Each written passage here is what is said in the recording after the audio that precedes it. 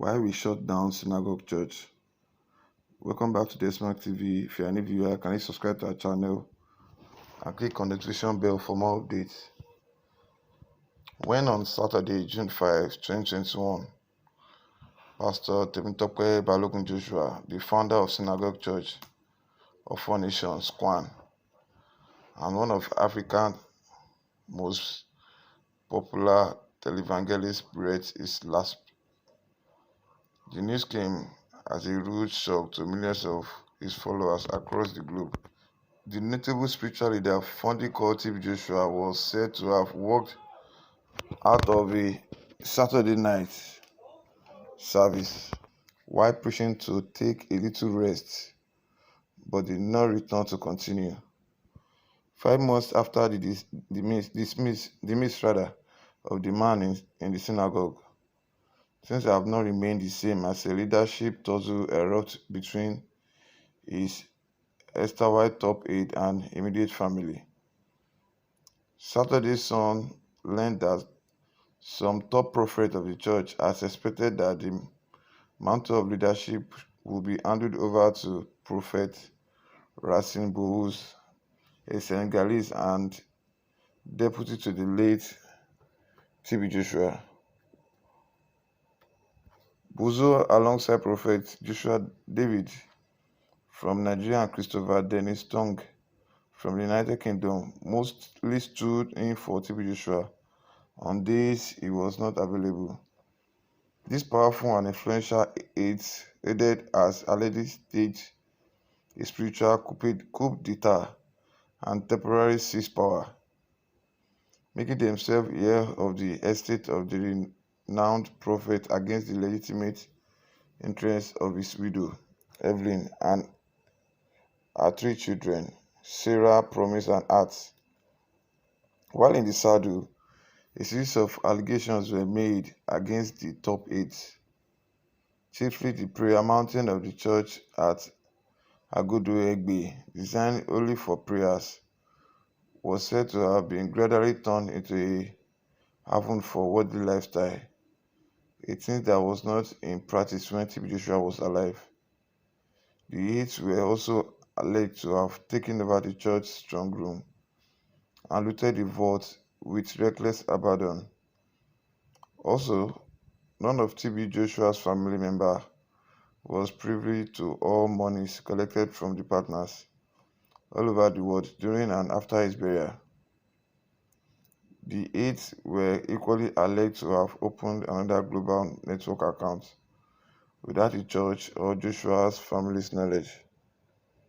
However, in a sudden twist of fate, the succession tussle was laid to rest as the leadership of the vast ministry has been legally thrust on the widow.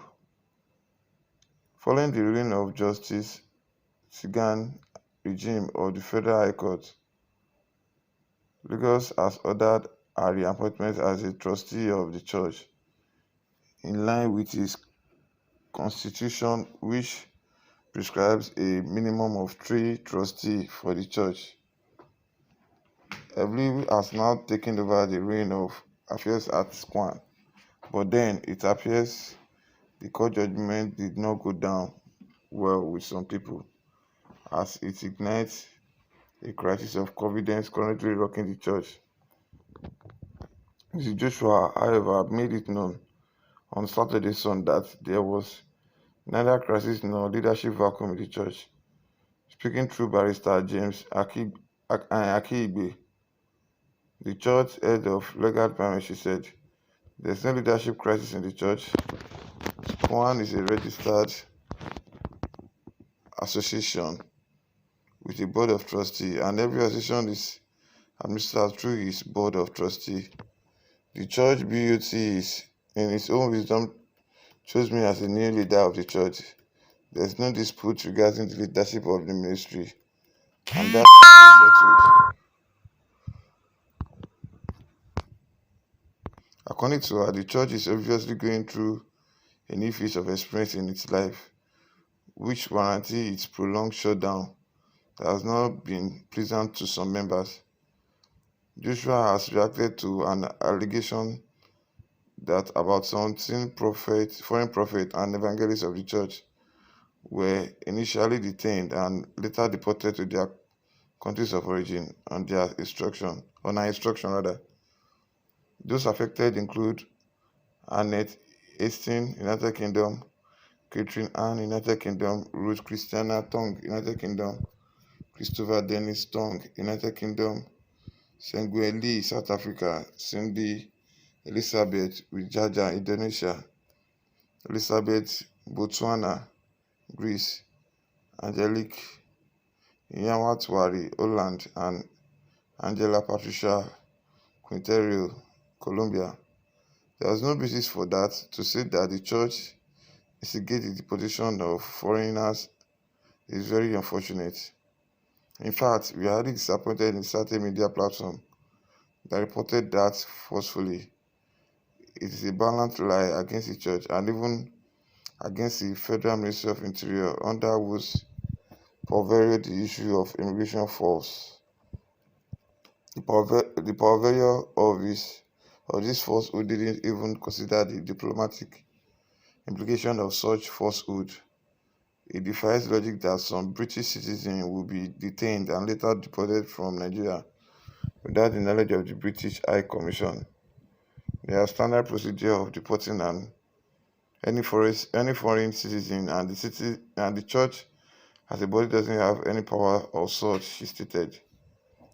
Nevertheless, the widow noted that since her husband's death, the behavior of some disciples allegedly led by 2 Britons and 2 Nigerians has become a matter of serious concern to the leadership of the church.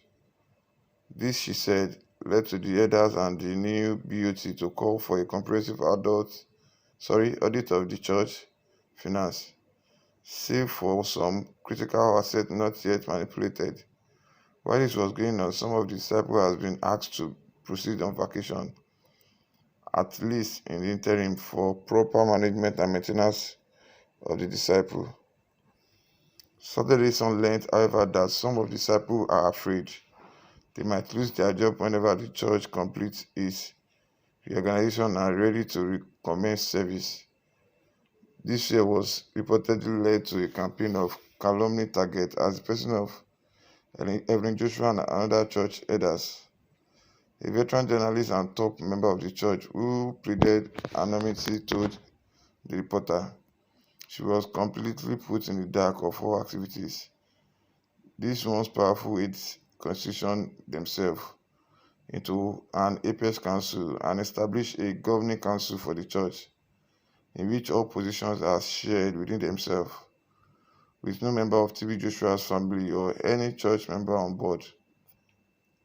But the Holy Alliance have pushed the woman to rise up to challenge or preserving and strengthening the good legacy left behind by her husband. According to him, there are fears that Mrs. Johsua might have a tough time running the affairs of the ministry.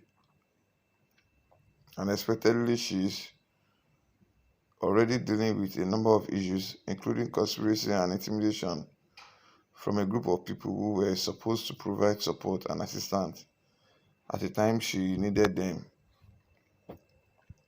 But taking charges of the ministry left behind by her husband wouldn't be a difficult one for the woman, as she was part and parcel of her husband's ministerial engagements since he started in the late 90s. They often travel together on soul winning campaign and evangelist assignments. So, with time and against all odds, she will step into the role with ease to keep alive her late husband's dreams and legacy. Kindly subscribe to our channel if you are a new viewer and click on the notification bell for more updates. Thank you very much.